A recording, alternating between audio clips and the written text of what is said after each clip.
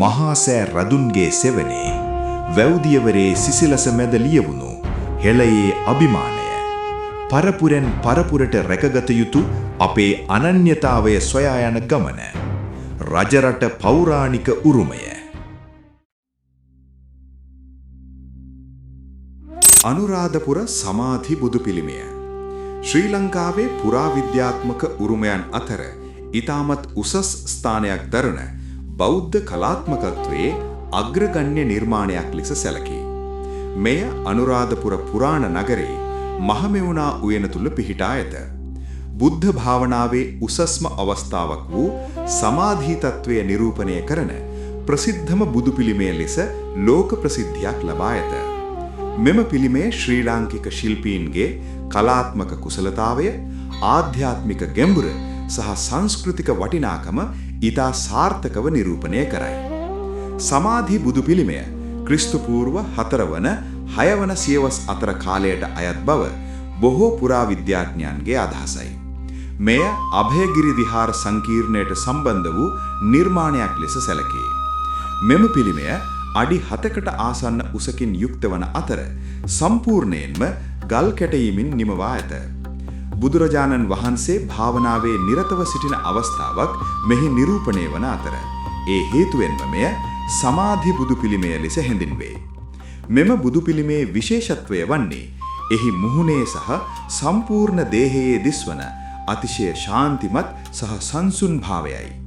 ඇස් අර්ධ වශයෙන් වසා ඇති අතර මුහුණේ කිසිදු ආවේගයක් හෝ චලනයක් නොපෙනේ. එය ගැඹුරු ආධ්‍යාත්මික අවධානයක නිරත වූ බුදුරජාණන් වහන්සේගේ මනෝභාවය ඊතා යථාර්ථ ලෙස නිරූපණය කරයි. මේ නිසාම මෙම පිළිමය නරඹන පුද්ගලයෙකුටද ස්වරංක්‍රියව සිතේ සංසුන් බවක් සහ නිහතමානීත්වයක් ඇතිවීම විශේෂ ලක්ෂණයකි. සමාධි බුදු පිළිමයේ භාවනා අසුන වීර ආසනය ලෙස හැඳින්වේ. දෙපා හරස් කර දෙයත් ධානා මුද්‍රාවෙන් තැබීමෙන් මෙම ආසනය නිර්මාණය කර ඇත. ධානා මුද්‍රාව යනු භාවනාව, මනෝ සංයමය සහ ප්‍රඥාව නිරූපණය කරන අත් සංකේතයක් වනයි. එය මෙම පිළිමේ ප්‍රධාන අර්ථාත්මක ලක්ෂණයක් වේ. මෙය බුදුරජාණන් වහන්සේ සම්මා සම්බුද්ධත්වයට පෙර බෝධිසත්වයා ලෙස ගැඹුරු භාවනාවේ නිරත වූ අවස්ථාවක් නිරූපණය කරන බවත් විශ්වාස කෙරේ. කලාත්මක වශයෙන් බලන විට සමාධි බුදු පිළිමය ගුප්ත කලා ශෛලියේ බලපෑම් සහ ශ්‍රී ලාංකික දේශීය කලා ලක්ෂණ එකට මිශ්‍ර වූ විශිෂ්ට නිර්මාණයක් ලෙස හඳුනාගත හැකිය. ශරීර අනුපාත ඊතා සමානව සැලසුම් කර ඇති අතර වස්ත්‍ර වළලු ඊතා සරලව නමුත් ඊතා නිර්වුළු ලෙස කැටයම් කර ඇත. වස්ත්‍රය ශරීරයට සමීපව ඇඳී ඇති ආකාරය මගින් ශරීරයේ ස්වභාවික හැඩතල ඊතා සූක්ෂම ලෙස පෙන්වා දීමට ශිල්පියා සමත් වී ඇත. මෙම බුදු පිළිමය පිහිටා ඇති පරිසරයද එහි වැදගත්කම වැඩි කරයි. මහමෙවුනා උයනේ නිහතමානී හරිත පරිසරය සහ සමාධි බුදු පිළිමේ ශාන්තිමත් ස්වරූපය එකට එකතු වීමෙන් එම ස්ථානය ආධ්‍යාත්මික ශක්තියකින් පිරි ස්ථානයක් බවට පත්වේ ඇත. අදටත් බොහෝ භක්තිකයින් සහ සංචාරකයින් මෙම පිළිමය ඉදිරියේ නිශ්ශබ්දව කාලය ගත කරමින් සිත සංසුන් කර ගැනීමට උත්සාහ දක්වයි. සමාධි බුදු පිළිමය ශ්‍රී ලංකාවේ පමණක් නොවේ ලෝක බෞද්ධ කලා ඉතිහාසයේද අතිශය වැදගත් නිර්මාණයක් ලෙස පිළිගැනේ.